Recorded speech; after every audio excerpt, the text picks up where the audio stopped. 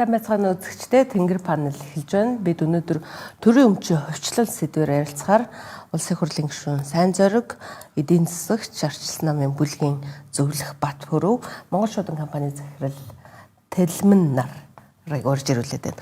Тэгэхээр Мегмар гарагт 5 гарагт засгийн газрын хуралдаанаар 18 төрийн өмчит компанийг хувьчлах тухай шийдвэр гарсан байгаа. Энийг улсын хурлаар хэлэлцүүлнэ гэж хэвлэл мэдээллийнхэн танилцуулсан. За энэ бол мэдээж хэрэг маш танил компаниуд, төрийн өмчийн нэлээд том компаниудыг 26-аас 28 оны засгийн газрын үйл ажиллагааны хөтөлбөр болон бусад төлөвлөгөөний дагуу 30 хүртэл хувьчлах юм байна. Гэхдээ надад байгаа мэдээллээр улсын хурал 5 удаагийн шийдвэрээр 80 гаруй компаниг хувьчлана гэж шийдсэн байдаг. Тэр өнгөрсөн хугацаанд 90 оноос хойш гаргаж ирсэн 5 удаагийн шийдвэрт уржигдрын засгийн газрын хуралдаанаар хувьчлана гэж байсан томоохон компаниуд хүртэл орсон байдгийм байна. Жишээл дулааны цэцлэгээ станц тэд өнгөрсөн хугацаанд энэ их хурлын шийдвэр бол хүчингүй болоогүй. Гэхдээ яагаад үеийн засгийн газар ингэж хувьчлах чагсаалтыг байн гаргаад идэм болоо. За яг нэг хуулийн нэг заалт бий. Гэхдээ энийг бол яг зөвхөн хууль хэрэгжүүлэх гэдэг юм нэг ийм дүр эсгсэн байдлаар 5 удаа оруулж ирсэн байна. Яг энэ хувьчлах жагсаалт орж ирсэн компаниудыг ерөн эргээд дүгнэхээр тухайн цаг үедээ бас эдийн засгийн өрөөгөө чинь тийм сайн биш. Өөрөөр хэлбэл зах зээлийг сонирхох этгээд биш.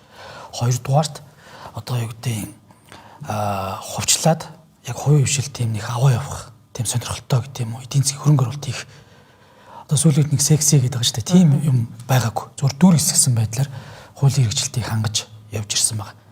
Тэгэхээр бид эдийн нэг хувьчлах энэ процесс дээр манай мэргэжлийн хүмүүс хэлэх бах.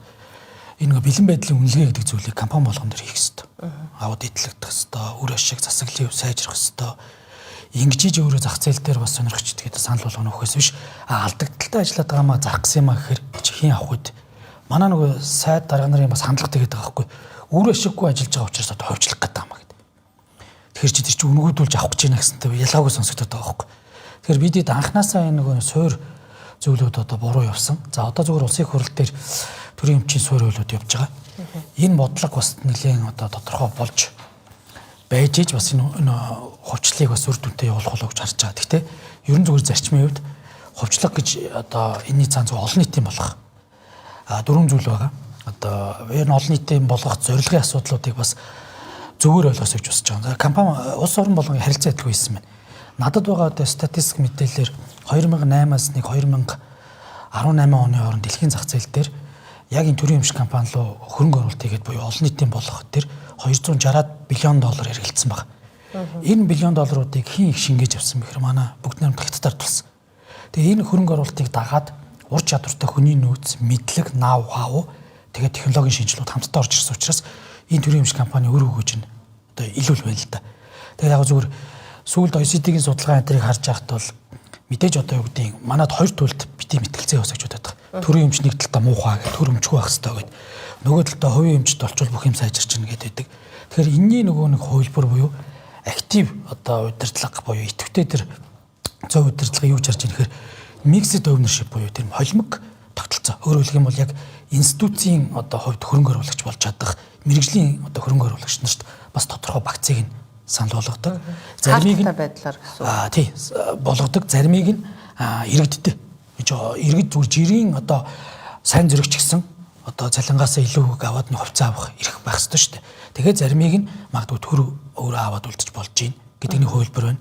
За эсвэл 100% олон нийтийн болгоод хувийн хвшилт өгөөд 20-50 эрхүүдийг бас авч үлдэж болж гин тодорхой өмчлийн ч гэдэг юм уу. Одоо ийм олон хэлбэр байгаа ч гэсэн энийг дотор томоохон компаниуд дээрээ хэрэгжүүлж чадаагүй юм болов уу гэж бодж ил да. Жишээлбэл стратегийн орд газруудын хувьцааг 10% хүртэл төрөнгийн мэрж дээр гаргана. 10-аас доош үе. 10-аас доош гаргана гэсэн хууль байгаа. Гэхдээ хэрэгжээгүй зөндөө олон 2009 оноос хойш хэрэгжээгүй. Яг бүр эхний асуултаа холбоосон ялбар ихэд яг өөр чинь Монгол улс нэг 5 үе шаттай өмч хувьчлал явагдсан байна л да. 90-ад оноос хойш, 91 оноос хойш. Тэр болгон дээр өөр арга хэлбэрүүдийг ашигласан. Тэгэхээр ингээд ваучраар нийтэд нь өглөө, дараа нь дуудлага худалдаагаар зарж үзлээ. Их мэтлэнгээр явсараад одоо сүүлийн үед бол энэ IPO гарах уу хөрөнгөний биржээр дамжуулж авчлах гэдэг юм бол илүү секси болоод байна те. Гэхдээ энд нэг юм яг бүрэн хэрэгжихгүй үр дүн сайн гарахгүй байгаа асуудал чинь нөгөө нэг холын зорилго нь байхгүй яг ч уучлах гэдэг юм. Тэгээ саяны хэлснээр үр ашиггүй байгаа учраас төр илүү ачаанаас салах гэдэг байгаа юм уу? Эдийн засгт оролцоогоо бууруулах гэдэг юм уу? Эсвэл эндээс төр мөнгө олох гэдэг юм уу? Айл эсвэл иргэдээ хөрөнгөтэй болох гэдэг юм уу? Хөрөнгөний зах зээл дэмжиж байгаа ч юм уу те.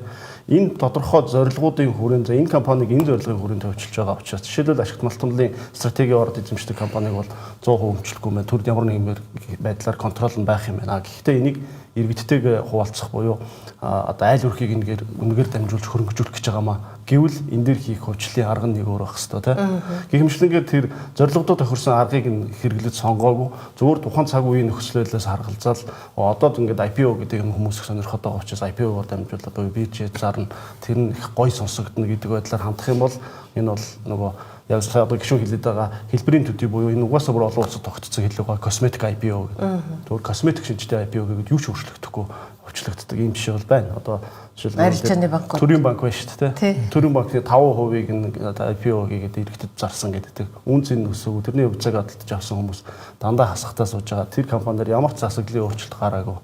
Хэлхэмшлэг. Тий. Яг хариултыг бас үүсгэж хэлчихлээ. Тэгэхээр энэ нөгөө нэгдүгээр бэлэн байдлын үнэлгээнээс гадна ямар зорилгоор гэдэг агуулж нэгдгээс байна. Тэгэхээр энэ удаагийн яг засгийн газрын зорилгыг бол бид нар бас бүлэг дээрээ сонссон. Илүү сонсогдсон. Юу гэхээр нэгдүгээр ашигт малтмлын хуулийн дээр 5-6-гаа хэрэгжүүлээд стратеги ордын 10-аас доош хувийг хөрөнгөний биржээр гарах буюу ард түмэн буюу сонирхч итгээд бас баялагаас хүртэх. За хоёрдугаарт эдийн засаг дахь төрийн оролцоо бүр 75 хүртэл хөлөө ингэ явлаа шүү дээ. Дотоодын нэг бүтээгдэхүүнд эзлэх хүн бүр амар жин дарж байна. За нөгөө талдаа яг зүгээр зах зээл бол байгаа.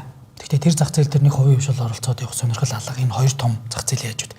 Гэтэл яг энэ хувийн хвшил хийж болох юм дээр одоо төр оролцоод байгаа хэсгийг бас төр өөрөө ачаа салъя гэж байна. Энэ одоо зорилгыг би бол үнэлж байгаа. А зарим одоо асуудал дээр одоо бүх жигднийг юм бахэр ерөөсөө засаглал одоо ил тод байдлыг хангах энэ чиглэл рүү явъя гэсэн.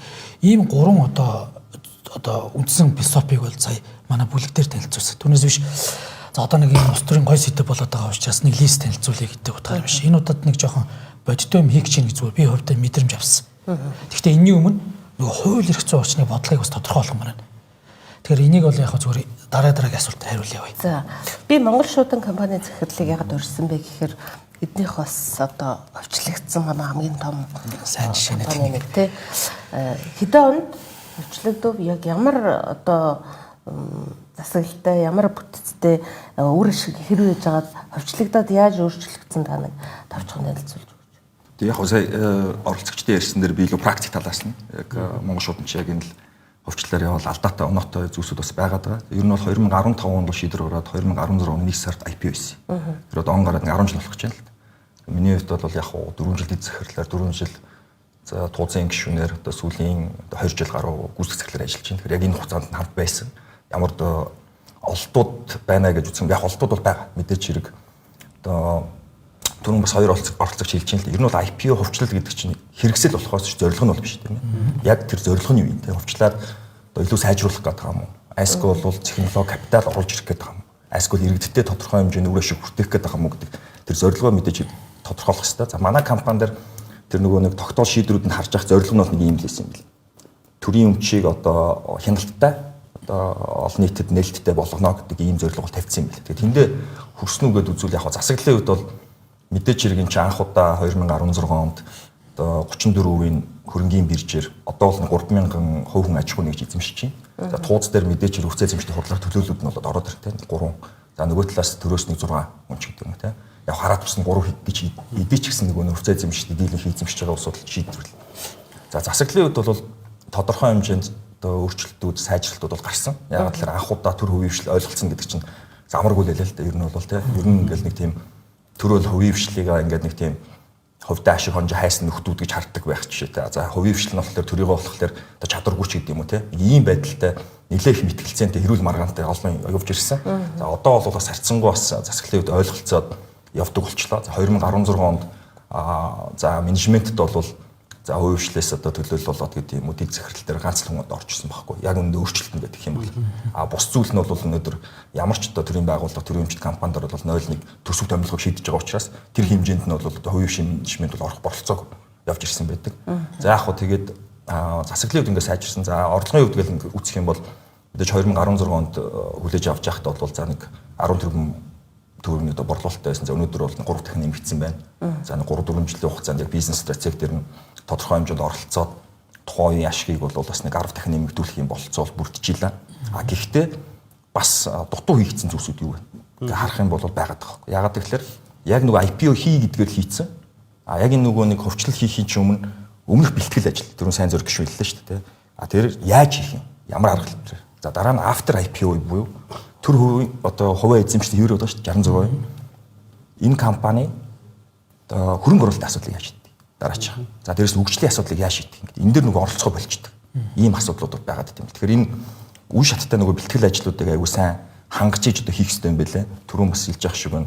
Коммуникац олж жоохон буруу явж байна гэдэг асуудлууд ярьж байна. Энэ олон нийтийн итгэлийг олгох. За дээрэс нь стратеги хөрөнгө оруулалтыг татахын тулд бол коммуникац аягүй зөв явуулах хэрэгтэй. За гэтэл одоо эргээд ингээ харахад магадгүй одоо нөгөө нэг хувийн хвшилт орж ирээд магадгүй 10 жил хувьцаатай байж байгаа одоо хувьцаа эзэмшээс асуувал илүү бас өөрсдийнхөө зовлонч гэдэг юм уу тийм бэрхшээлийг хэлэх байх л та. Тэдний үед магадгүй тодорхой хэмжээнд синержи үүсгэж гэдэг юм уу. Ийм байдалд ороод ирсэн байдаг. Гэтэл нөгөөх нь нөгөө нэг 34% байгаад байгаа учраас компани тухай хуулиараа одоо 66, 34, 51 гэсэн нэг хэдэн ойлголтууд байгаа шүү дээ. Тэгэхээр чинь 51%-аас одоо бага учраас төр шийднэ гэсэн санаа явж байгаа юм гэлтэн. За дээрэс нь компанийнхаа зарчмаар явъя гэдээ компанийнхаа тухай хуулиар явъя гэхээр төрийн болон орон нутгийн өмчийн тухай хуулиар яг төсөвт байгуулах шиг ийм одоо тодорхой хэмжээнд чөдөртэй гэх юм уу тийм ийм удаан хяналт шалгалттай ингээд явдаг. За төр дийлэнхийд эзэмшиж байгаа учраас тодорхой үүрэг даалгаврууд өгдөг ч байдаг. Ийм асуудлууд байдаг. За зүгээр нэг л жишээ ингээд яхад одоо мөнгө гуйлгыг одоо санхүүгийн байгууллагатай хамтраад одоо нэвтрүүлье гэж ингэж яхад тухайн үеийн бид нар Еврожорыг нэвтрүүлж исэн. Тэр шийдвэрийг гаргахын тулд төрийн шатны байгууллагуудын одоо санал дүгнэлтийг одоо авахын тулд зөвлөж байгууллагаас 2 жил шаарддаг гэж байгаа. Тэгээ 2 жил босны дараа нөгөөх нь финтех гарч ирээд утга болгох жишээ нэгж үүдэг. Тэр энэ нөгөө нэг түрүүн сайн зөрг гишүүний хэлсэн хууль эрх зүйн бэлтгэл ажлууч маш сайн байх хэрэгтэй юм байна. За дээрэс нь одоо өчигдөр гарцсан байж 18 компани стратегийн компаниуд жоох шүү тийм. За энэ дээр нөгөө нэг институцүүд нь бэлэн байгаа. Шударгалт эрхлэгчийн төлөө газар монополи эсрэг институц чинь бэхжсэн байгаа. За дээрэс нь зохицуулагч байгууллагууд хараат усыг байж чадж байгаа юм. Эднэрийг илүү бэхжүүлж хагаад дараа нь энийгээ хийд юм байна л. Арга хэлбэрийн хувьд бол яг хаалттай гэхээс илүү нээлттэй зарчмыг бол баримталдаг болсон юм байна. Олон улсын тендер байж болно, дуудлага худалдаа байж болно. За мэдээж хэрэг бас нэг хэлбэр нь бол IPO мөн нээлттэй тендер байгаа. Тэгээ бэлтгэл ажлууд гэдэг үүсэх юм бол нэлээдгүй зүйлсүүд хангагдчихийж энийг хийхгүй болохгүй мэн л. Жишээл төрийн өмчт компаниудаа одоо нэг сая нэг төрийн өмчт компаниудын засаглал хэлтод байдал нэг бүтээмжийг дээшлүүлэх тухай гэдэг ингээд санаачлалууд ингээд явж байхад төрөмчийн бодлого зохицуулалтын газар, засгийн газар шилжүүлэх газар дээр бас нэг тодорхой юм ангиллуудын санаачлалууд гарч ирсэн тийм ээ. Нийгмийн дэд бүтц үйлчлэгээ үзүүлэгч компаниуд нь юу вэ? Стратегийн компаниуд нь юу вэ? Цэвэр арилжааны шин чанартай компани. Тэгэхээр түр юугаа өвчлөх гээд байгаа, юугаа өвчлөхгүй юм бэ гэдгээ бүр маш ил тод анханаас нь эцсийн зорилго хүртэл ингээд хамтдаа олон нийтэд нээлттэй явуулах нь л хамгийн чухал гэсэн л одоо дүгнэлт байна. Яг өөрөө чи хэлж байгаа ангиллыг жишээ нь 21 онд хийгээд бид дөргөн барьчихвал би тэр хуулийг өөрөө бичсэн юм баггүй. Тэгээд яг стратегийн одоо чиглэлийн компани за дээрээс нь яг нийгмийн суурь дэд үтц буюу үйлчлэгээ дээр одоогор тэр хэсэг тэр зах зээл шууд одоо нэг сонирхож итгээд биш буюу терапийн зохицуулттай. За бид одоо ингэ эрчим хүчин терапиг шууд ингэ 50% явуулчих чадахгүй шүү дээ. Тийм учраас тодорхой цаг үе дээр төр оролцоотой авч явах юм байгаа. За бусд нь яг ингээд 3 ангилсан энэ хууль одоо хилцэгдэхгүй ингээд 4 жил дарагдаж байгаа. Тэгэхээр би одоо энэ залуугийнхаа нэмээд яг энэ бэлэн байдлын үнэлгээ гэдэг чинь өөрөө хууль эрх зүйн талаас байна уу? Хувьчлах нэг хэрэг, олон нийтийн болох нэг хэрэг боловч араас нь жижиг хувьцаа эзэмшдэг эрх ашиг яаж хамгаалах вэ? Жишээ нь одоо банкны салбар дээр их төрийн банкыг сая 5% нь яагаад 2 дахь зах зээл дээр нөгөөдг нь арилж ялгддаг хувьцаа нь унлаа шүү дээ. Энэ амжилттай IPO хийсэн зүйл биш байхгүй. Тэгэхээр энэ юу хэлж ийм хэр тэр асар одоо юу гэдгийг төрийн эзэмшлийн дамгаасан хөлбөр дээр нэг тэр 5%-ыг авч хөрөнгөөд ингэ гацаах сонирхож итгээд байхгүй шүү дээ. Тэгэхээр ингээд юмыг бас ингээд туйшруулж авч үзээд байгаа. Хэвээ ингээл банкны монопол боллоо, мөнгөтэй хүмүүс банк шулах гэж юм ч гэдэг юм уу, ингээл хэдэн хүмүүс эзэж шулах гэдэг ч гэдэг юм уу. Энэ хандлагаас ч өөрөө эргээд энэ нөгөө нэг тийм стандарт одоо хааж байдаггүй юм хөлбөрөд манай энэ хөрөнгөний зах зээл амилахгүй байгаа нэг шалтгаан болж байгаа хгүй. Энэ сая тэлмийн захирал ярьж л да 34% дээр ихэд тэ 34% дээр нь хувь хүн одоо хувьшил орж ирсэн ч гэсэн шинэ үйлчлэгээ нэвтрүүлэхээр 2 жил ингэж явсаа гэдэг гэж штэ. Тэгэхээр юун 5 тэ бүр 34% ч өөрөө саналын ирэхгүй болохоор өөрөө бас үйл ажиллагаа ашигт ажиллагааг явуулахад хүндрэлтэй байгаа юм биш үү. Тэгэхээр яг зөв ийм байна шүү дээ. 34% гэдгийг ашиглаж чадвал бас байж болох үйлдвэр тий. Гэхдээ одоо жишээлбэл Монголын шуудын ер нь яагаад энэ биржээр дамжиж хөвчлөгдөд явж байгаа магадгүй зорын ганц амжилттай жишээ юм бэ гэхээр Монгол шуудын 34% дээр ард санхүүгийн нэгдэл яг институционал хөрөнгө оруулагчаар орж ирсэн. 34-ийн бараг 30% байгаа. Тэгээд нөгөө актив шер холдер гэдэг хэлбэрээр ингээд менежментэд нь илүү хариуцлагатай оролцоод илүү хяналт тавиад ингээд явж байж энэ ийм үр дүнд хүрж байгаа байхгүй юу. Гэвтэл зүгээр 34-ийг жижиг хувь хөрөнгө оруулагчтай жижиг хөрөнгө оруулагч буюу одоо ритейл гэж ярьдаг шүү дээ. Ингээд өгчих юм бол тэнд хөрөнгө оруулагчийн эрхийн хамгааллын тогтолцоо манад сул учраас зүгээр ингээд нэг хэдэн хувьцаатай л хөнгөлчихөж байгаа. Одоо говийн жишээ энэ байна. Номингийн жишээ байна. Тэг говь дээр номин дээр 20 тус бүр 2 хэвлэл 30 мянгаар хөрөнгө оруулагч байдаг гэж. Тэгээд нэг сонирхлын бүлэг буюу нэгдүгээр сонирхолтой нэг хэсэг итгэхэд хувьцааг зөвлөж авсаар байгаад менежментийг 51% хүрлээ менежментийг хэрэгжүүл дангаараа хийгээд явлаа. Нөгөө жижигүүд нь тэндээс хаалттай ямар ч үр ашиг хүртдэггүй мэдээлэл нь алдтай засаглал нь муу. Тэгэхээр эндээс би юу хэлэх гээд харин асуудал зөвхөн төрдөө байгаа юм биш. Хувьчлах нь хувьчлах хэрэгтэй. Гэхдээ ялангуяа энэ хөрөнгөний зах зээлээр дамжуулж хийх гэж байгаа бол энэ хөрөнгөний зах зээлийн чинь хөгжил нь өөрөө нэгэ дагаж явах хэрэгтэй шүү дээ. Түүнээс ч тэрийг хойшин чангааж болохгүй. Одоо эсрэгээрээ юу болох гэж байна гэхээр нэг талаас бол ингээд хөрөнгөний мэргэжтэй төрийн үнцэнтэй компаниуд гарч ирээд шинэ бүтээгдэхүүн нэмэгдээд иргэдэд ингээд өгөөд эхлэхээр хөрөнгөний бирж буюу одоо хөрөнгөний зах зээл рүү оролцоо нэмэгдээд зах зээлээ дэмжиж байгаа нэг талаасаа сайн боловч нөгөө талаас хитрхи олон чанаргүй компани гарч ирээд тэрэн дээр нь ямар нэг өөрчлөлт бий болохгүй болоод тэгэхээр буцаад тэр зах зээлд итгэл нь байхгүй болоод эхэлж байгаа юм. Харин ч бүр дэм өгсөн биш хойшин чангах ийм юм руу явах гэдэг. Тэгэхээр одоо энэ дээр бол дагаад энэ олон том компанийг хөрөнгөний биржээр хувьчлах гэж байгаа бол бид нэр хөрөнгөний зах зээл дээр ийм өөрчлөлт шинжилтүүдийг хийх хэрэгтэй. Тэгжээд жижиг хөрөнгө оруулагчийг ингэж хамгаалах хэрэгтэй. Хоёрдугаар гадаадын хөрөнгө оруулагч, институционал хөрөнгө оруулагчийг оруулж ирэх хэрэгтэй. Оруулж ирэхийн тулд манай дээр одоо зөндөө олон одоо чөтөр тушаа, хууль журмын хувьд болохгүй байгаа юмнууд байгаа. Тэрийг арилгах хэрэгтэй. Ингэж нэг юм цогц бодлого хийвэл илүү үр дүнтэй болох хэрэгтэй хэлэх гээд байгаа байхгүй. Тий. Тэгэхээр энэ лист бас нэг одоо энэ дээр та листийг сая гаргуулж авчих шүү дээ. Хөрөнгөний бирж мөн өөрөө байхгүй. Яг энийг нөгөө үнцасны зах зээл, хөрөнгөний зах зээлийг өдөөх гээд байгаа. Тэр компани маань өөрөө өнөөдөртөө хаалттай байна уу тий? Хамгийн түрүүнд тэгэхээр энэс эхлэх хэрэгтэй. Энэ компаниг засаглалыг ил дод болгох. За энэ өөрөө ажиллаж чадахгүй энэ одоо зах зээлийн платформ дээр одоо лид их компани маань өөрөө эргээд юм засаглалын үед хаалттай төрөөс оролцоо өндөртөө ийм байх юм бол энэгээр одоо дараагийн бас нэг сэргэлт явна гэж хэцүү. Тэгэхээр магадгүй ингээд бүр одоо тий зэрэгцээ гэдэг юм уу одоо эсвэл бусад одоо Лондонгийн эсвэл одоо тий хаанхын хөрөнгөний бирж дээр гарвал баг манай зарим компаниуд илүү одоо боломж олд харагдах. Яг дотоодын зах зээл дээр бол өнөөдрийн хууль эрх зүйн талаас явах юм бол бас хэцүү. Тийм учраас нөгөө бид эдийн анхны ярианаас идэвгүй бэлэн байдлын үнэлгээ гэдэг зүйлийг томоор нь харж ойлгох хэрэгтэй. Тэрнээс биш ийм нэг хэдэн лист үзүүлээд асуудал шийдэгдэхгүй байна шүү дээ. 5 удаа батлаа одоо 6 дахь батлах гэж байна. Харин тийм.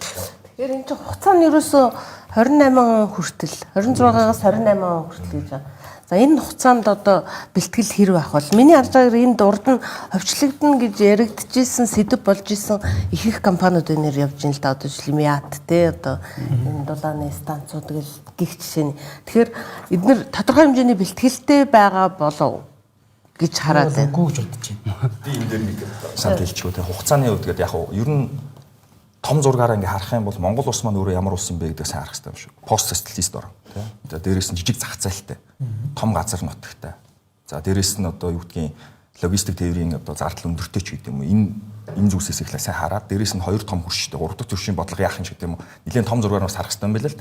Яг хуу бэлэн байдлын үнэлгээ гэдэг тал дээр ер нь яг хуу энэ Балтийн орнууд ч гэдэг юм уу тий. Зүүн Европын орнууд ч гэдэг юм амжилттай хийсэн амжилтгүй хийсэн туршлагууд бол байгаа даа л. Энэ дээрээс ингээ харж байхад ер нь бол хугацааны хувьд яаруул даар тэ үе шаттай ингээ хийд юм. Үе шаттай. Яарч юусэн хийж болтгоо. Нэг дор олныг биш. За эхний ээлж нь магадгүй эхний шатнд магадгүй одоо арилжааны шин чанартай алдагтай компаниуд гэж боломж гэдэг юм зэ.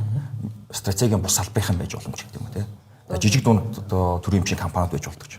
За дараачийн арай стратеги ингээд одоо телеком шууд ингийх ч гэдэг. Манайх бол нэлээ төрүүлээд явцсан байгаа даахгүй. Уг нь бол нөгөө нэг үе шаттай ингээд явах. За хамгийн сүүлд нь магадгүй хамгийн том одоо манай одоо эрдэс байлгаар одоо ариун орны хувьд бол одоо уур хаанууд ч гэдэг юм уу. Эрчим хүчний компаниуд ч гэдэг юм. Ийм үе шаттай явуулахгүй бол ерөөсө болдоггүй. За түрүү хэллээ бас энэ бусад орны жишээг харж байхад түрүү бас бэлэн байдлын үнэлгээгээд хэлээд ах шиг байна л да. Компаниуд дээр одоо чинь юу гэсэн хамгийн түрүүнд засаглалаас эхлэх хэрэгтэй.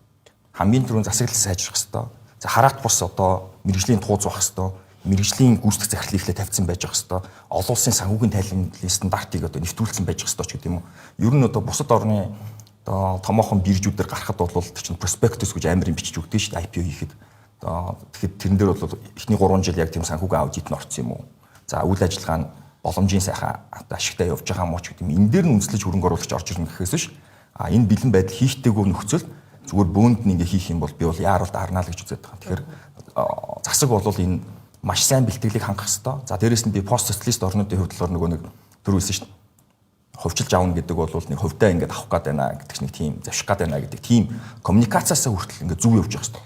Олон нийтийн болох чинь хяналттай болох чинь ч гэдэг юм нөгөө нэг яриаддаг зорилгоудаа маш сайн коммуникац хийж явж ижил амжилтанд хүрнэ гэхээс биш. Энд чинь маш олон асуудлууд гардаг юм л. Яг одоо ингээд өнгөрсөн цаг хугацаанд байгаа. Яг энэ төрийн эмч компани засаглалыг зүв явуулаагаас болоод давхар төсөвтэй юм шиг болсон байхгүй. Төрийн эмчилгээ компани ч баг төсөвтэй энэ зэрэг зүйс хэмжээний хөрөнгө оруулалт тэнд явж байхад тузан өөрөө шийдвэр гаргаж мөртлөө улс төрийн шийдвэр гаргаад тэр компаниар тим төсөл санхүүжүүл, тим төмөр зам бариул. Тэр компани үндсэн чиглэлөөр дөрмийн үйл ажиллагаа биш үхгүй. Гэтэл ийм байдлаар явахаар нөгөө компани цаашдын одоо юу гэдэг одоо оршин тогтноход бас нөлөөлж байгаа. Санхүүгийн эрсдлүүд хүлээж эхэлж байгаа. Тэгэхээр ерөн зөвхөн Монгол улсад нэг 4 зүйл байгаа төрийн эмчилгээ компани засаглалын хувьд.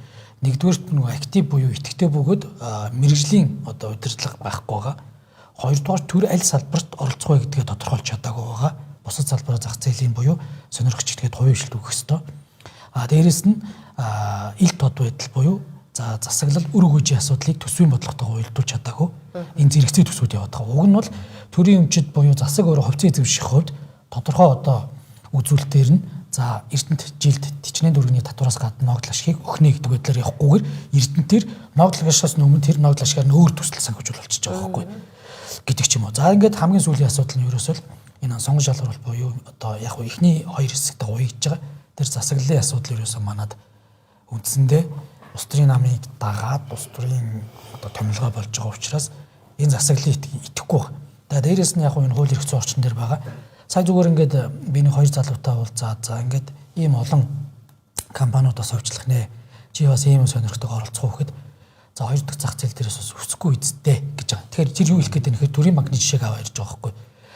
Хадгаламжин дээр одоо хүн амын орлогын албан татвар тавилаа. Тэгэхээр мөнгө банкнаас гадагшлах магадaltaй бидэд тооцож өгнө. Зэрэгцүүлж бас бүтээгдэхүүн санал болгох хэрэгтэй байсан. Дараа нь тэр ингээ уялдаагүйгээр жишээ гарсан байхгүй. Тэр мөнгө хайцсан бэхэр койл явсан. Тэгээ сая ингээ төрийн банкн дээр гараад төрийн банк ч гарсан үнээс ингээ унаад байдаг. Хоёр дахь арилжаанд ордгоо. Тэгэхээр яг манай залуу хэлээд байл л да. Дээрээс нь тэр бэлэн байдлаасаа гадна непотизм гэж нэг зүйл байгаа. Энэ одоо нөгөө танил талтай баг. Харахад өмчлөө шилцсэн юм шиг мөртлөө нөгөө тойрон үргэлэгчд авчих үйтэй. Хятадын нэг болоод посткоммунист орнод нэг тийм алдсан тэр байгаа. Манай гол нөгөө ямар тасалбарууд вэ? Ягаан ногоон тасалбараар тий өгөөд тэрийг нь цуглуулад одоо аваад мэрэгжлийн одоо гэдэг яг байдлаар хандах хүртэл нөгөө үйлдвэр нь сүнцсэн баггүй. Тэгэхээр тэр алдааг давтахгүй тулд одоо хамгийн одоо загварлаг байдал буюу mixed ownership тодорхой хувийг нь яг мэрэгжлийн одоо хөрөнгө оруулагчдаг заримыг нь иргэд олон нийт компаниудад заримыг нь төр өөрөө авч болтож болж байна. Ийм байдлаар ингээд явах бодлогын чиглэлээ зүг гаргахгүй бол яг энэ бас нэг өө за ингээд ихнийх боллоо гэж юм явчих гэдэг л сайн зөв гişүн дэр.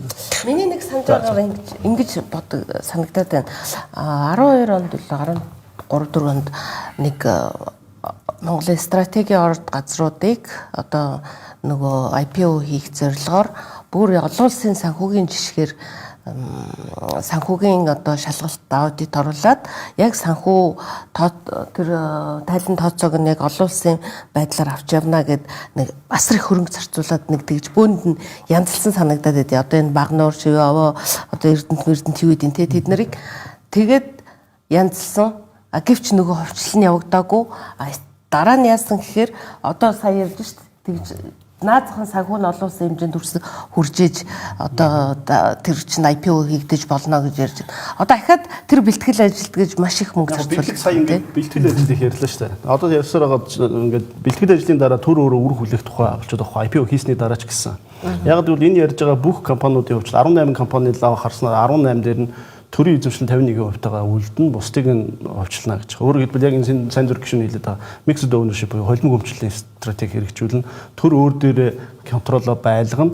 Тэгээ бусдыг нь хувийн хвшлийг хөрөнгө оруулагчтай хуваалцсан. Тэгжээ тэдний нэгдүгээр капитал, ноу-хаугийн менежментийг нь авна гэсэн. За окей, тийм хийх гэж байгаа бол энэ хөвчлийн дараа төр өөрөө тодорхой үүрэг хариуцлага хүлээх хэрэгтэй. Засаглал дээр нь бид нэр ингэж улс төрчихгүй, ингэж оролцохгүй байна. Бизнес стратеги дээр нь ингэ хөрөнгө оруулалтын хувьд ийм үүрэг хариуцлага хүлээн. Буцаад энэ компанид ядан бүрийн ийм төсвийн шинжтэй нийгмийн хариуцлага үүрүүлэхгүй гэдэг ч юм уу те. Энэ юмнуудаа тодорхойлох хэрэгтэй. Тэгэхээр энэ бол манай дээр байхгүй. Одоо Монгол шууд ингэж гэсэн бодиттой жишээ ярьж штэ те. Төр дахиад нэг өөрийнхөө юм шиг хандаад авах юм бол эн чинь нэгдүгээр төр ашиггүй болж. Энэ үр ашиггүй болсон бүр айгүй сайн жишээ та заялаа. Багнуур шивээ овоо чинь нээлттэй хувьцаат компани болгоод Багнуурын 25%, шивээ овоогийн 10% ч лөө. Энэ дээр ингээд тухайн үед Firebird гэдэг Америкийн хөрөнгө оруулалтын сан орж ирсэн штэ. Монгол улсын эрчим хүчний энэ том уурхаанууд энэ нүүрсний салбар ирээдүйтэйгээд орж ирсэн. Тэгсэн чинь дараа нь яасан бэ гэхээр үнийг нь төр барьцсан. Ямар ч өөрөө хөрөнгө оруулалт хийгээгүй. Энэ хоёр компани бол практикли дампуурсан компани шүү дээ. Бодит байдал. Тэгэхээр нөгөө хөрөнгө оруулагч чинь хэдэн жил тэсэд хаяагаар авсан шүү дээ. Тэгээд хүнээсний чинь сургамж нь юу гэхээр за нэгдүгürt айгүй том сургамж болж чинь хоёрдугаарт маш том одоо үр дагавар уршиг нь юу юм бэ гэхээр дахиад нэг хэсэгтээ энэ институционал хөрөнгө оруулагч Монголын хөрөнгөний зах зээлийг тэр тусмаа төрийн өмчийн оролцоотой компаниг сонирхож орж ирэх тэр замыг хэдэн жилээр нь хаацсан. Одоо тэр түүхэн одоо мартагдаад нэг 10 жил болоод дахиад бид нар дараагийнхаа алхмыг хийх гэж байгаа. Тэрэн дээрээ дахиад тэр алдаагаа давтвал дахиад Монголын хөрөнгөний зах зээл хэдэн жилд өндөөхгүй болох гэж байна. Яг түрүүний хөрөнгөний зах зээл гэснээс яг IPO хийчихлээ гайхамшигтай сайхан болчих юм шиг ингээд нэг хараад байгаа шүү дээ. Тэр бол учир дутагдaltaа гэдэг бүгд одоо санал нэгдэж шүү дээ. Тэр яг бүтцлийн хувьд одоо хувьцаа эзэмшний бүтцлийн хувьд ямар байвал зохилтой юм бэ гэж харж байна л да. 51% дээр нь төр хэрвээ давмгаа байна гэдээ үзэж байгаа бол за тэр стратегийн хөрөнгө оруулагч нэрийн төрөнд оруулж ирээд идэвхтэй институционал гэдэг юм хөрөнгө оруулагч оруулж ирээд за тэднэрт ямар эрхтэй байх юм гэдгийг бас зааж өгөхгүй бол яг зүгээр одоо байж байгаа компани тухай хуулиараа явуучвал нөгөө л юм хэвэр үлдэх гэдэг. Менежментэд одоо хэдийн хэмжээгээр орж ирэх. За магадгүй 34 Монгол шуудангийн яасан бол 34% хэмжээний менежмент рүү орчих болцоотой юм уу? Энэ нөгөө нэг одоо амстууд гэдэг юм уу те гэрээний төвшин гэдэг юм. Эднэрийг хийж өгөхгүй хинч сонирхгүй. За ер нь яг уу ингээд туршлагаас ингээд хараад тахад за бус дорныг ч манаа дээр ч гэсэн ингээд хараад тахад ер нь идэвхтэй стратегийн хөрөнгө оруулагчид түрүүн mixed ownership гэхшүүл магадгүй 10 те стратегийн 2 хөрөнгө оруулагч бай. За бусдын олон нийт болгоё. IPO хийхэд бас ингэж болдог л да. Стратегийн хөрөнгө оруулагч гээд тодорхой дүн зааж өгөөд. За дээрэс нь олон нийтийнх гэдэг. Бүрдөө зүүн юм тий. Тэгэхээр ийм байдлаар эхлээд явж байгаад дараа IPO руу явахгүй бол манай хөрөнгөний зах зээл яг ингээд хөгжлийн хоёугаар үзэх юм бол тийм өндөр хүчтэндээ биш байх. Дөнгөж хөгжиж эхэлж байгаа. Яг өнөөдөр институционал хөрөнгө оруулагч нар алах тий. Цогцоор нэр бол зөндөл юм ярих гэдэг юм л да. Одоо даатгалын компаниуд ч өнөөдөр дөнгөж нэг их 80-ийн л одоо хөрөнгөтэй шүү дээ. Бид нар ийшээ оролцож чадах юм уу, чадахгүй юм уу? Гэтэл нөө гадныхан чинь байгаа мó хувийн тэтгэврийн сан чинь хайцсан ч гэдэг юм уу. Ийм нөхцөлд бол илүү стратегийн магадгүй гадаадын хөрөнгө оруулагч нарыг нээлттэйгээр эхлээд оруулж ирээд тодорхой салбарууд нь оруулж ирээд сайжруулж явж байгаад дараа нь магадгүй IPO руу гэдэг юм уу олон нийт рүү гаргах юм бол үргэлжтэй улуул зүгээр туршлагаас бол хараад байгаа юм л да. Шуудан дээр 34% очсон юм биш үү? 34 чинь олон нийтийн хогод 30000 аж ахуй нэгж эзэмшиж байгаа. Тэр компани тухай хуулиар хяналтын багц гэдэг бол 34.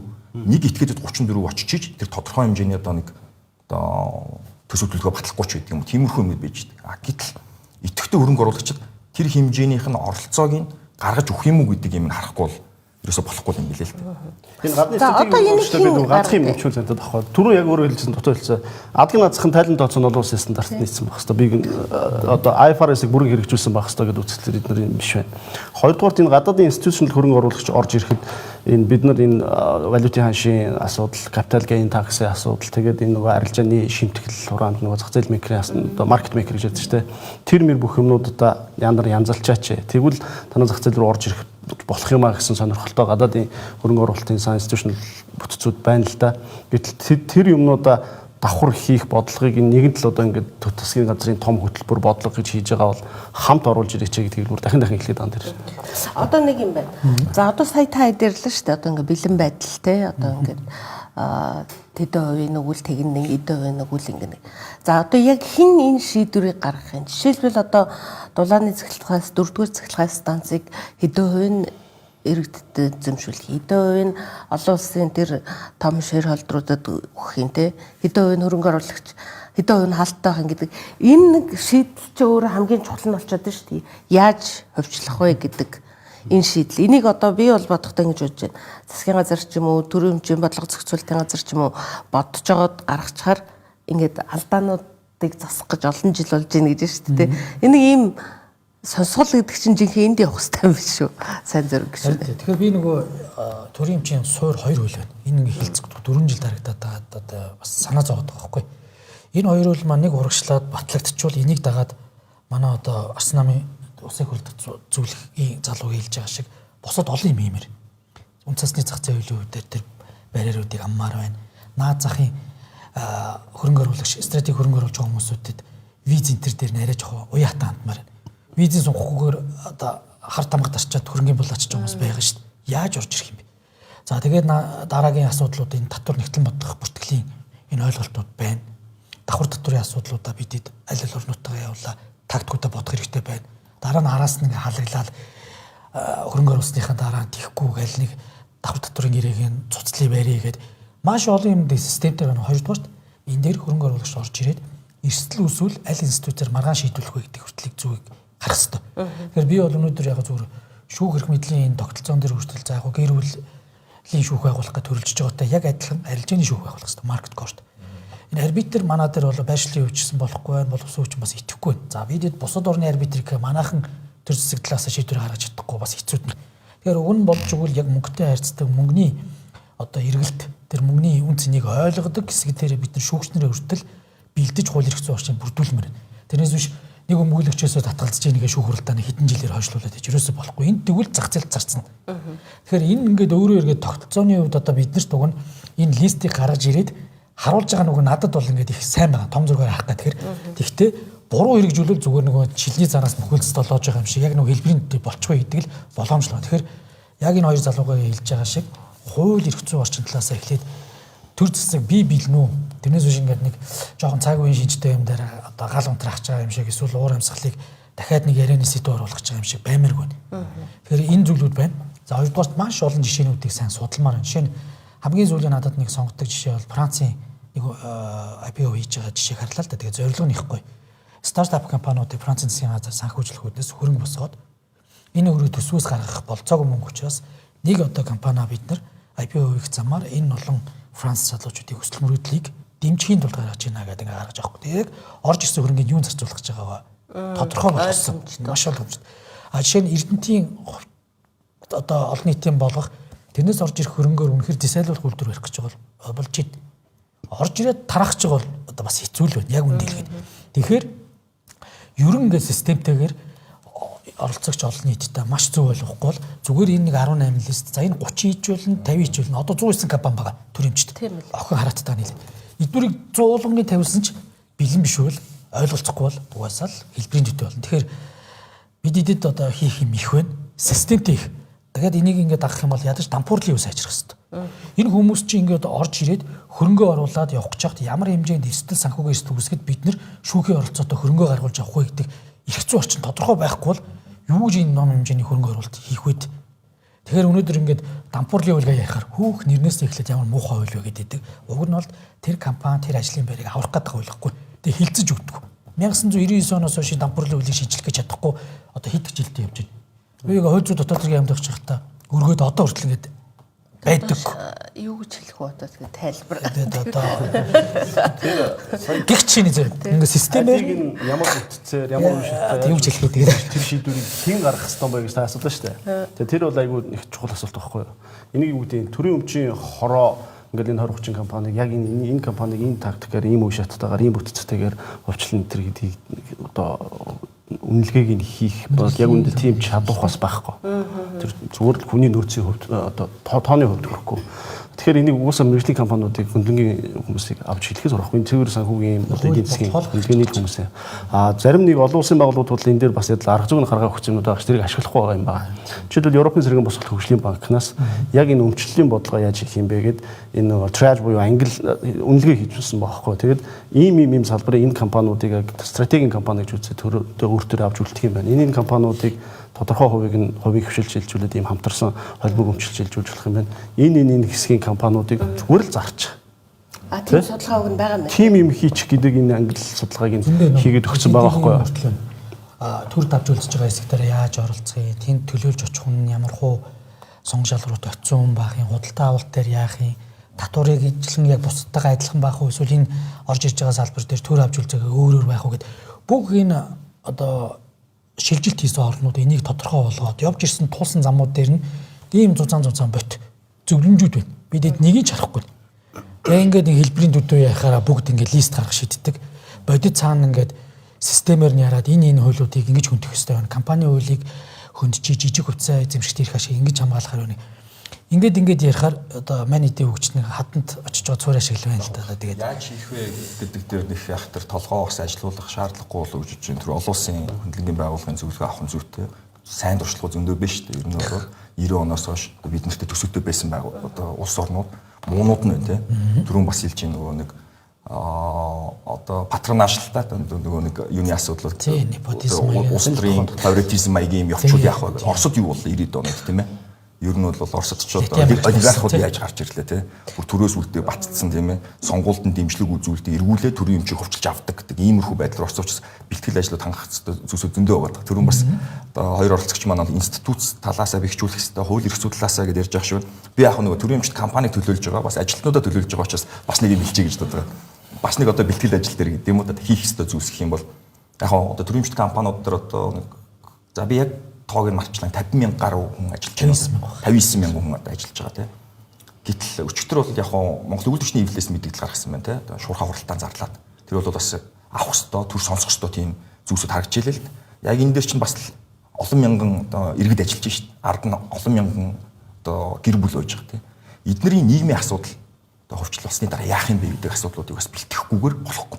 За тодорхой хэмжээнд одоо юу гэдгийг одоо салингийн одоо татаас өгдөгсөн үү эсвэл бол ажил хөдлийн тэтгэмжийн асуудлууд яах юм гээд энэ болгоныгоо явахгүй бол эргүүлээд бусад орнууд боссон муу жишгүүд дээр эргүүлээд улс төр нийгмээ ингээд нэг донслогчдөг. Тэгээ эргүүлээд нөгөө явах гэжсэн зүйлс мань амжилтгүй болчдөг юм байна. Тэгэхээр нэг талтаа төр нөгөө талтаа одоо магадгүй танхим орж ирэх юм яхаа бизнес. Тэгээд энэ талд нь үлдвчний эвлэл. Энэ гурвын диалог сайн яваад яг энэ хувьчлалыг эхлэхээс өмнө дуустал нь сайн явж иж энэ бүгдийн нөгөө нэг стейкхолдерууд гэж оролцогч талуудын бүх эрх ашигыг тооцож иж амжилтанд хүрдэг болохоос биш зүгээр нэг үнцгийг харангуудаа за яг одоо би одоо засаг дээр одоо сүүлийн 2 жил дээр нэг жоохон шүмжлэлтэй харддаг юм зүйл нь түрүүн бас манай хоёр оролцогч хэлчих шиг болоо алдагталтай байгаа учраас тэр чинь өөрөө нэг жоохон болохгүй харин мессеж нэрээс болохгүй мессеж байгаа шүү дээ. Эний чинь бүр одоо юу гэдэг илүү сонирхолтой учраас за иргэдэд үйлчлэгээ ингэж хүртээмж нэмэгдэх учраас ч гэдэг юм уу ингээд за ажилчдын нийгмийн хангамж ингэж сайжрах учраас гэж орж ирж байгаа хөрөнгө оруулагч нар тэр ч амлалтуудыг авах хэрэгтэй байна. Ажилтны эрх ашиг тодорхой хэмжээнд яаж энэ чинь транзишн хугацаас хэрэгтэй шүү дээ. Тэр талаас нь бас хийх ёстой зүйлсүүд бол байгаад байгаа. Яаж хийх үү гэдэг дээр бол арга замууд бол одоо бэлэн туршлагууд байна. Манад зөвлөсөн байгаад байгаа юм байна. Тэгэхээр манай одоо хоёр их маань ажиллах хэрэгтэй. Хийгээд арга нь манай хүмүүс бас зөв санаа хэлж байгаа. Гэтэ яг энэ дээр бас тодорхой хэмжээний масс нь одоо аль салбар дээр байгааг бид тооцох ёстой. Бас яг төрийн өмч компаниуд дээр. Хоёрдугаар тийм төрийн өмч компаниудыг яг энэ удирдлага зах зээлийнхэн зарчмаар явуулахгүйгээс болоод төр нэг талтаа хувийн хвшилтайгаа угаасаа бас боловсон хүчнээ барьж ижил өрсөлдөх юм байна өнгөтэй. Зах замбараагүй нэмээд цалингийн одоо ийм жишгийг ийм өндөр тавьж хувийн хвшлээ бас чирж унаж байгаа байхгүй нэг талтаа. Одоо өнөөдөр ер хамгийн өндөр цалинтай хүмүүс төрийн өмч компанид. Тэгээ сүүлд энэ шиг тэмүүлдэг боллоо. За хоёрдугаар хувьчлах арга дээр бас энэ эдийнхээ эрх ашиг бодолцож тодорхой хэсгийг нь яг тэр компанид ажиллаж явах хугацаанд нь өмчлүүлдэг зүйл байна. Энийг Америкийн хэд хэдэн одоо том компаниудыг хувьчлахад хийсэн. Өөрөөр хэлэх юм бол энэ компанида та тогтвор суржилттай ажиллаж чадаад байвал та яг энийг энэ компанид ажиллаж байгаа хугацаанд өмчилж ногдлож өгчнэ. Тэгээ энэ дээрээс нь дотоод нэлтийг сайжруулдаг. Энэ захиралч сонгож шалгуурт нөхөө авчирлаа. Энэ үнэтэй бараа авчир шахаад байна гэдэг зүйлүүдийг дотроос шүглүүлдэг. Хөгжил бол нэвтэрсэн шүү дээ Монголд. Тэгэхээр энийг жишээ нь ингээд бас оруулж болно. Тэдгээр иргэдийнхээ эрхийг хамгаалж болно. Та яг үнэхээр эзний сэтгэлийг өгж ийн гэсэн үг шүү дээ. Өөрөөр хэлэх юм бол бидний юм гэдэг хандлагаар хандах гэдэг. Монгол шуудан дээр дутуу хийцэн тэр юм байлээ шүү нэр. Ажилчтай өгөөг юм байлээ шүү. Одоо нэг ийм бас нэг жишээ байд юм лээ. Жишээлбэл би Казахстанд очиж байхдаа ингэж ярьж байсан. Томоохон яг стратегийн одоо энэ дулааны станц, цэцгэлхай станц гэдэг юм те.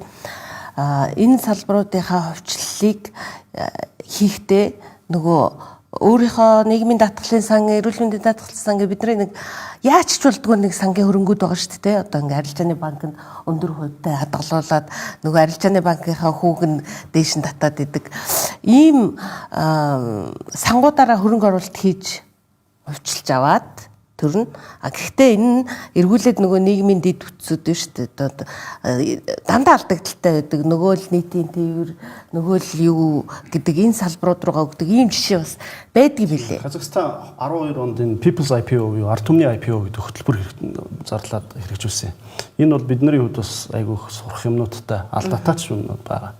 Тэр дотор хоёр гол юм явсан. Нэгдүгээр саний таны хэлж байгаа энэ янз бүрийн тэтгэврийн нийгмийн даатгал төрийн нөгөө баялагын сан ба шүү дээ. Энэ сангуудыг дотоодын хөрөнгөний зах зээл рүүгээ тодорхой хувийг нь оруулж ирж энэ компаниудын эзэмшлийг хийсэн нэг асуудал. Хоёрдугаар шат нь иргэдтэй энэ IPO-г нөгөө хөрөнгөний зах зээлийнхаа хөгжлийг дэмжих, иргэдийнхаа нөгөө өмчтөө хуримтлалтай болох тэр одоо боломжийг нэмэх зорилгоор иргэдийн IPO гэдэг хөтөлбөр дээр болохоор нийт стратегийн хөрөнгө оруулагчид зархаасаа өмнө иргэдтэй хямдралтай үнээр энэ хувьцаануудыг санал болгосон. Иргэд тэгээд яг ялангуяа ажилч татна. Тэгээд тэрний дараа тэр хугацаанд нөгөө компани бас бэлтгэл ажлууд хийгдэж байгаа тийм.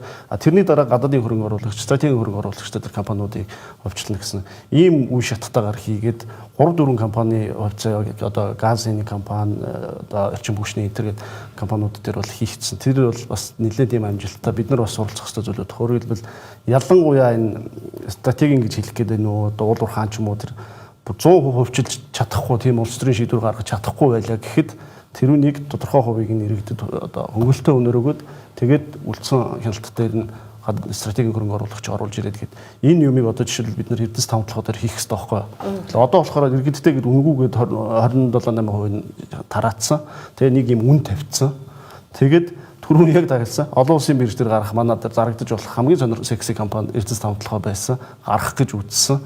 Тэнгүүд хөрөнгө оруулагчийн асуусан хамгийн гол асуудал. Та нар энэ иргэдтэй үнгүү өгсөн 10-20 хэдэн хувиа яах гэж байгаа юм бэ? Энийг чи үн яаж одоо зах зээл хоёр дахь зах зээл нэгдэнгүүт унчуул яах юм бэ?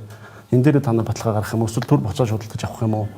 Гэдэг юм дээр очил яг өндөө гатсан байхгүй. Тэгэхээр одоо дахиад 10% нь арил чухал санаа хэлээ. Гаргана гэдэг шүү дээ, тий. Төрлийнхээ юм дээр дэмжиж хэлмээр. Яг л ингэж юмар. Тэгэхээр ерөөсөө л эхлээд хууль бодлогоо тодорхой болгож ээж энэ олон листийг гаргаасаа. Тэрнээс лист гаргах шийдэгтэй чухал биш. За нэгдүгээр поинтаа давтаад ингэ хэлээд хоёрдугаарт нэг мөнгөөр хоёр ажлыг хийж болж байгаа.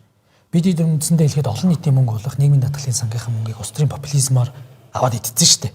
Таргаа хөтсөн. Тэр нөгөө нийгмийн даатгал төлтгүүлсэн хүмүүстэй ингээ өмнөөс нь хөтсөн. Тэгэхээр энийг мөнгөжүүлэх байдлаараа тэнд хөрөнгө оруулалтыг хийж болно. А тэр мөнгө тэнд хэвтэж болохгүй эсвэл гадаадын айлын банкн дээр ийм банкуудтай хэвтэж болохгүй. Тэгэхээр буцаагаадын зах зээл буюу одоо яг IPO хийх буюу олон нийтийн болох хэсэг дээр ийм одоо нийгмийн даатгалын сан байт юм хөрөнгө оруулалтын сангууд хөрөнгө оруулалт хийх болцоо ийм бас засгийн газар нээж өгөх ёстой. Ингүүл яг зөв бидэд нийгмийн даатгалын сангаа мөнгөжүүлээд өрнөөсөө аваад хэрэгцсэн мөнгнөөсөө гадна энэ стратегийн хөрөнгө оруулалтыг хийгээд энэ дээр нь тэр зэсайлуулах үйлдвэр барьлаа. Инээс орж ирэх өгөөжөр нь буцаад нийгмийн даатгалын сан бас аривжиж явах буюу бидний ирээдүйд илүү их одоо боломж буюу тэтгэврээр авах гэдэг нь шүү дээ. Энэ нэг юм байна. Хоёрдугаар талаа бас зээлийн синдикат дээр бас оролцох зүйлүүдийг бас хийж өгөх. Тэгэхээр өөрөөр хэлэх юм бол бидэд бол хүсэл буюу том суурь дэд үтцийн дээр маш их хэмжээний мөнгөд хэрэгтэй байгаад идэг. Тэгээд бүгдийн төсвөөс ахиулж чадахгүй. Одоо өнөөдөр ихэд төсөв бол ерөнхий зөв бодит байдлыг хэлье. Урсгал зардалтаа дүүжлүүлсэн. Бидэд ямар ч төсвийн хөрөнгө оруулалт гэдэг зүйл ерөн ойрын ирээдүйд үүсэх шинж алга. Тийм учраас энэ дээр бас тэр зээлийн синдикатын бодлогыг хослуулж орж ирэхээс гадна сая бат төрлийн хэлж байгаа шиг Казахстаны жишээнээс аваад тодорхой уул уурхайн салбар дээр орон нутгийн дэмжлэгийг авч иж энэ эдийн засгийг уул уурхай дээр л өндийлгэж ирэх юм бодлого нэгэнт гарцаа авахгүй учраас эхлээд бүр сумын төвшөнд нь хувьцааг сануулдаг. Тодорхой цаг хугацаанд тийм сумын төвшнгээс авахгүй болчлоо гэвэл аймгийн төвшөнд нь. Тэгээд ингээд улсын хэмжээндээ ингээд явахгүй бол энэ уул уурхайч орон нутаг хөдлөхгүй шүү дээ. Яагаад тэгэхээр амнаатын бодлогоороо шүү дээ. Тэгэхээр Энэ одоо олон нийтийн болгох энэ бодлоготой уялдуулаад маш олон одоо нийгмийн эерэг өөрчлөлтүүдийг буюу үнэхээр одоо бас зарим талаараа ингээд ойлгож чадахгүй бол бас өмчийн эзэн болгож ард түмэнд оролцох болцоо нь болох хэрэгтэй байхгүй. Тэгэхээр магадгүй тэр газрын яваа үед тийм үү маш олон юм дээр тим компаниудыг олон нийтийн болгож болж шүү дээ. Тэр бишүүлж чинь л да урсгал зардалтай гэдэг. Миний гар дээр нэг тоогоо төрийн өмчөд 99 компани 43 ашиггүй 150 тэрбум төгрөгийн алдагдaltaй ажилласан.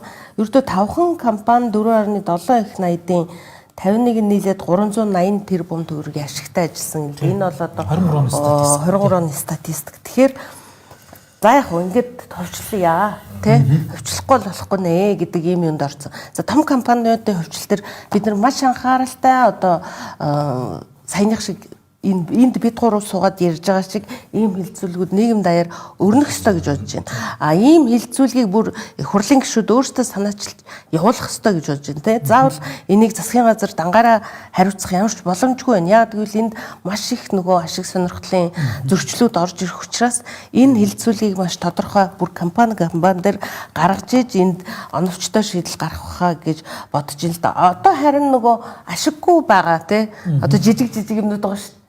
Өөр жижигхэн компаниуд юу гэлээ? Одоо нэг орон нутгийн өмчт 5 төгрөг байгаа. За. Маш сайн тав баримттай тийм.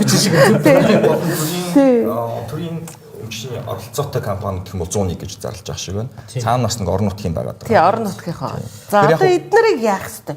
Одоо ингээд соёлын төв барьлаа гэхэд саяны ярьдаг тэр урсгал зардалтаа дүүжлүүлсэн гэдэг шиг ахаал урсгал зардал гарах нь шүү дээ. Батүрлийг ихлэ сонсчих. Би тэгээд Батхүр зоочлаа. Тэр 5000 тоогийн жилж юм тэгэхээр судалгаатай.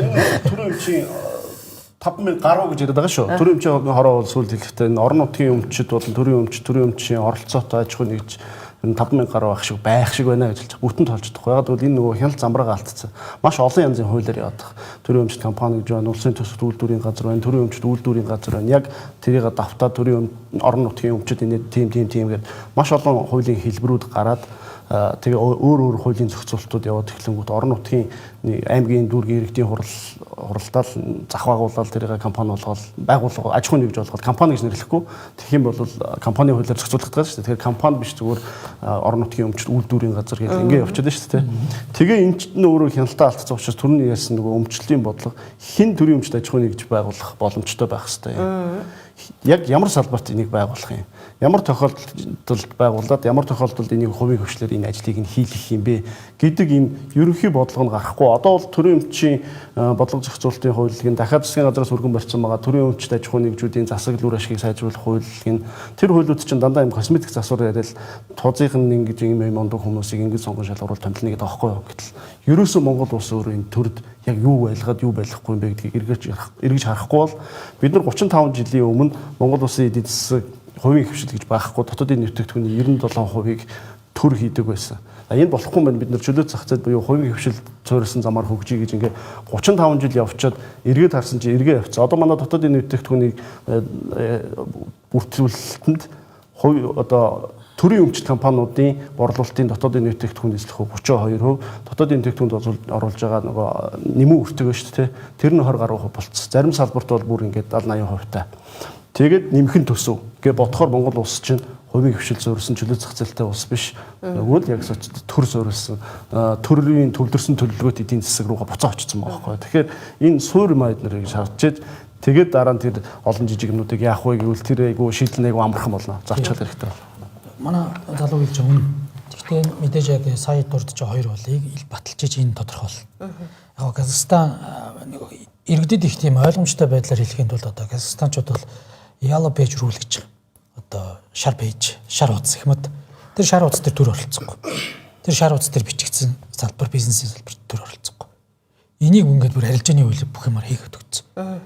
Тэгэхээр энэ өөрөө иргэд адилхан гараанаас гарцсан хүмүүс чинь зах зээл гэдэг зүйлийг ойлгоод өрсөлдөөнөөс үр ашиг нь хүртээд илүү тэнд одоо бужигнж байгаа одоо зүйлүүдээс суралцах гэж явж штэ. Энэ цаанаа бас авилгалаас ангид байх ерөөсөө бүх улс төрийн тогтолцоогч өөрчилж мэднэ. Энэ төрийн өмч компани зөв реформ.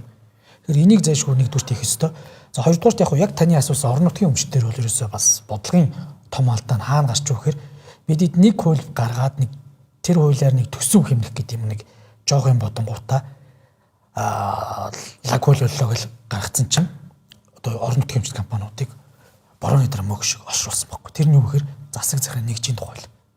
Сая 23 онд батлаад тэр хуулийн дараа юу болсон бэхээр аймаг нийслэлийн буюу шачатны иргэдийн төлөвшөлд оролдох гарч байгаа хүмүүс тэр иргэдээ сонгогчдод төлөөлөгч байхгүй. Урамшуул баг. Цалин гэж өглөөсөө өгдөг байсан. Жог урамшууллын мөнгөтэй үйл ажиллагаа явуулж тойрог дээр ажил чигүүргээ өгдөг байсан чинь танд урамшуулж байхгүй цалинж байхгүй гэдэг өнгө чинь яг улсын хурлын гишүүн шиг заримдаа аймаг нийслэлийн иргэдийн уралд мөнгө хайж гарч ирж байгаа байхгүй. Сонгуул зарцуулж ич дунджаар одоо хэдэн зуун сая төгрөг хичээд. Тэнгүүт тэр хүмүүс чи зүгээр суулгаад иж болтгоо. А дээрэс нь тэнгүүт нөгөө төрийн эмч компани байгуулж захирлаар тавьж өгч байгаа байхгүй. Энэ нь буцаагаар нөгөө засаг дарга хянах хүмүүс чинь доор нь ороо загнуулаад суугаад байгаа. Засаглыг ч хажуудуулж байгаа нөгөө талдаа төрийн эмч компани буюу төрийн эмчийг ч өнгөдүүлж байгаа. Сүүлдээ ингээд бизнесийн салбарч гэсэн төрийн оролцоог улам тангаалгаж байгаа ийм бодлого шийдвэр болсон. Энийг одоо засах ёстой. Тэгээ нэг 21 аймаг нийслэлийн нэг одоо төлөөлөгч нараас урамшууллын мөнгө хармалж ийн буюу тэрийг байхгүй болгоолоо гэд алга дарсан боловч эцсийн нүндээ нөгөө талдаа дахиад нэг юм үр ашиггүй нөхцөлийг бий болгочих жоох байхгүй. Чи одоо эрэгтэй төлөөлөгч болж байгаа болохоос нэг тэнд нэг офис зугаал өдөр болго ингээд ийм байна. Яг бид эдийн нөгөө та саналыг үзээрэй. Би бол яг зүгээр иргэдийн төлөөлөгч буюу бас улс төрийн албан тушаалд гарч ирж байгаа байхгүй. Энэ өөрөө бас тодорхой хэмжээний санхүүжилт зарцуулаад гарч ирж байгаа. Дээрээс нь засаг дарга дараа хяналт тавих одоо чиг үүргийг нь алдагдуулахгүйгээр хүн хоршиж ажиллах хэрэгтэй. Дээрээс нь нэг л зүйлийг би одоо хэлье. Яг зүгээр иргэдийн урлын одоо төлөөлөгч нар бол тодорхой хэмжээнд бас тэр урамшуул юм хийж өгөхгүй бол бас байнгын ингээд одоо идэвхтэй байдлаар ажиллаад ч юм эсвэл мөнхийн эсвэл тэр яг нэг юм байна. Таны яг тэр таны нөгөө хэлж байгаа хөр асар их мөнгөтэй хүмүүс эсвэл иргэдийн урал буюу сайн дурын ажил хийх гэж орж ирэх гээд болчиход байгаа байхгүй. Тэр тийм боломж байхгүй. Тэр чинь 24 үгүй юу дүүлээ бид нар шиг одоо 7 өдрийн 40 цаг ажилтгүй үстэй. Гүг. Тэгэхээр сүүлийн үеийн хуулиудад үзээрэй. Маш хэмжээний чигүүргүүдийг сүүл бид ингэсэн байхгүй. Засаг дарга гэдэг этгээдэд энэ дүрм журмыг баталж байгаа гэд эрхээ өгсөн ч сүүлдээ итгэхэ болоод хамтын шийдвэр гаргадаг иргэдийн урал руу нэлээ олон эрх мэдлүүдийг ингэ шилжүүлээд тэр нь өөрөө эргээд байнгын шинжтэй үйл ажиллагаа болж орж байгаа. Хуучин нэгжийн хуулиар иргэдийн урлын төлөөлөгчийн 45-аас нэг тодорхой хэсэг нь үлдээ тэргүүлэгч болоод тэргүүлэгчд нь тодорхой ингээ урамшуулттай ажиллаад за төсөв батлах үеэрээ буцад 45-аас цуглаад ингэдэг гэсэн бол одоо баг тийм шинжгүй байнгын шинжтэй болчиход байгаа байхгүй. Өдөр тутмын. Тэгэхээр тэр байнгын шинжтэй хүмүүс чинь бас нэг одоо цаг заваа гаргаж ирчээд ингээ онгууд нь урамшуулалгүй цалингүй болоод ирэнгүүт нь доор нь ийм сонин бүтцийг ажилуулад алдагдaltaй байсан ч тэрийг нэг торгоогоо хийж идэг юм. Яа би зүгээр бодит байдлыг хэлж байгаа шүү. Тэрнээс биш энэ хүмүүст компани байгуулж өгөх гэдэг юм биш. Тэгэхээр бид эдийн нөгөө нэг хуулийг гаргах, цаатлын нийгэм үзүүлэх нөгөө өр нөлөө гэдэг зүйлийг тооцохгүйгээр ингээл улс төрийн ингээл шийдвэр нэг ингээл юм яриад байвал хэцүү. Яг сая нөгөө нэг бас хөрлийн гишүүн байж гэн хөлдөгдөх байгууллагатас зөвлөж байгаа юм байж гэн бас туршлагаас алгаж бас Монгол шуудан дээр болсон зүйлсүүдийг харах гэдэг юм л да. Яагаад нөгөө нэг тийм хараат бус тэр регулятор те одоо тэр нөгөө нэг зохицуулагч байгууллагч чинь чухал юм бэ. За дээрэс нь яагаад ямар компаниуд чинь цаана ямар үүрэгтэй юм бэ гэдгээ эхлээд онцлохгүйгээр гаргавал ямар асуудал болд юм бэ Монгол шуудан гэж шинээр хальт хэлчихэж байгаа юм. Монгол шуудан болохоор ингээд би бол одоо хэдийгээр хувийн хвшилт бол одоо дийлэнхээ бас ажиллаж исэн. За ер нь бол за хувьчлах ёстой, олон нийтийн болох ёстой гэдэг хинж марахгүй баг. Тэгхэн зүйтэй. Ер нь бол цаашаа ингэж явах ёстой. Гэхдээ ямар зах зээл дээр яаж ажиллаад байгаа юм бэ гэж харах ёстой. Дээрээс нь одоо Монгол шуудан гэвд ийм юм. Монгол Улсын засгийн газар 1963 онд дэлхийн шууд холбооны байгууллагын гишүүн болсон. Засгийн газар гишүүн болсон. Тэрүүгээр ямар үүрэг хүлээдэг вэ? Бүх нийтийн үйлчлэлийн үүрэг гэж. Тэлмэн одоо Монгол Улсын хаана оршин суухаас үл шалтгаалаад энийг бейсик үйлчлэгийг авч явах хэрэгтэй. Тэрийн төр хангах үүрэгтэй. Тэрийг хэрэгжүүлэх нь Монгол шуудан томилсон баг. Тэ? Томилсон баг. Тэгэнгუთ after IPO яага байгаагүй гэхээр 2016 оноос хойш компани энийг ингээд дагаад явж байгаа байхгүй. Нэгсэндээ 21.330 сумд үйлчлэгийг хүргэхийн тулд гэсэн үг шүү. Тэр үүрийгөө хэрэгжүүлж байгаа хуулиар олгоцсон учраас. Гэтэл одоо надаас ингэж асууж байна. За 100 Монгол шуудан хөвчлөлт маргааш яах юм бэ гэж асууж байна. За би цэвэр менежментийн шийдвэрээр бол 200 сумын хаана. Алар ашигтай зах зээл рүү төрлөө шүү дээ. Гэтэл онцгой байдлын үед яах? Монгол шуудангаар бид нар мах явуулчихсан тийм. Үндэсний аюулгүй байдлын асуудал яах. Тусгай шуудангууд энэгээр явчихдаг тийм ээ. За дээрэс нь энэгээр иргэдийн эмзэг мэдээллүүд одоо үндэсний аюулгүй байдлын үзлэлээр хэмтэлж гэсэн гарсан байдаг нэг одоо утсан бус харилцаа холбооны сүлжээнээс мэдээлэл гарахаас хамгаалах хэрэгтэй ч гэдэг. Тэгээ энэ зүйлсүүдэд та бүхэн сайн харж ийж алийг аль хэмжээнд хувьчлахын аль нь яг ингэ байж ах хэрэгтэй юм бэ төрийн оролцоо гэдэг. Ер нь шууданг одоо ингэ би ч бас 9 жил харлаа шүү дээ. бусад орнуудын нээлттэй хувьцаат компани хэлбэр бол төдийлөн байхгүй. Ер нь бол зарим нь бол төсвийн байдалтай ч байдаг ч юм. Тэгэхээр энийгээ сайн харж иж хийхгүй бол одоо туршлага юу хэлээд байна вэ гэхээр яаруулдаа харна гэдэг чинь одоо түрүүн бас хэллээ шүү дээ. Энэ дэр одоо татан төдрүүлэх хөнгөөр яах гэж байгаа зарцуулалтын талаараас тодорхой мэдээлэл бас бид нар байх ёстой шүү дээ. Нэг бол богино хугацааны төсвийн нэг урсгал зардалтаа дарлуулсан байж байгаа. Тэрийгээ санхүүжүүлэх гэдэг явж чивэл яах вэ? Энэ өөрөө бүр том асуудал болчих. Урт хугацааны төлөвлөгөө нь юу юм бэ гэдгээ сайн харж иж, нэлээд сайн бэлтгэж, тэгтээ хийх ёстой, зоригтой хийх ёстой. Тэгтээ үе шаттай ингэж хийхгүй бол жижигхэн Монгол улсын хувьд бол алдаа гаргавал бас айгүй тийм хохирлттой байж магадгүй. Тийм асуудал. Тэр дэвсцийг босгох гэж хэцүү. Тэгэхээр ийм учраас нөгөө хуулиа гаргаад хууль дээр яг манай залуугийн хэлж байгаа шиг тэр стратегийн салбар төр оролцох салбарын бодлогыг гаргах хэрэгтэй. За энэ уулуурхаан ийм салбар дээр ингэнэ гэдэг. Тэр нь гараагүй гэж бас ийм лист танилцуулж байгаа. Тэгэхээр яг жишээлбэл одоо юу гэдэг уулуурхаан салбарт бид нар ийм яг ийм зарчим баримтлана гэхээр эдгээр чинь бүгд ингээд өөр одоо газар байгаа өөр одоо үр ашигтай компаниуд байгаа байхгүй. Тэгэхээр тус бүр дээр нь тийм бодлого гарах хэрэгтэй юм шүү. Яг тус бүр дээр нь ер нь бэлэн байдлын үнэлгээ хийн. Тэгэхдээ ерөнхий бодлогоор уулуурхаан салбар дээр бас тодорхойлж болно шүү дээ. Одоо энэ өмчлөлийн бодлого гэдэг нь энэ салбарт бид нар компанитай байна. Энэ салбарын хувийн хвшлэр хийлгэн энэ салбарт хамтрна гэдэг тодорхойлох асуудал.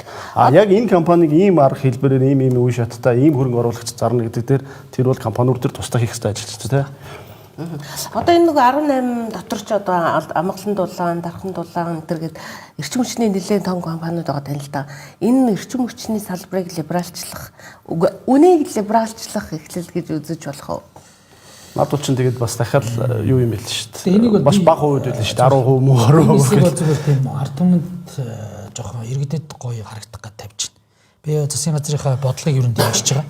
Гэхдээ яг энэ дээрээс ингэ явах юм бол 2-3 компани харагдаж байгаа. Хамгийн боломжит юу би уулуурхаан нэг компанийг санал болгоод үзье. Энээрээс тусгаар судалмаар байна. Тэрний 10-аас доош хувийг бүтэн биш. За магадгүй хяналтын багц хүртэл. Тэгээ ерөн зүгээр яг би бодитол хэлье. Энэ дээрээс бол төрийн банк МЭТ 2-оос бусдад нь явахгүй.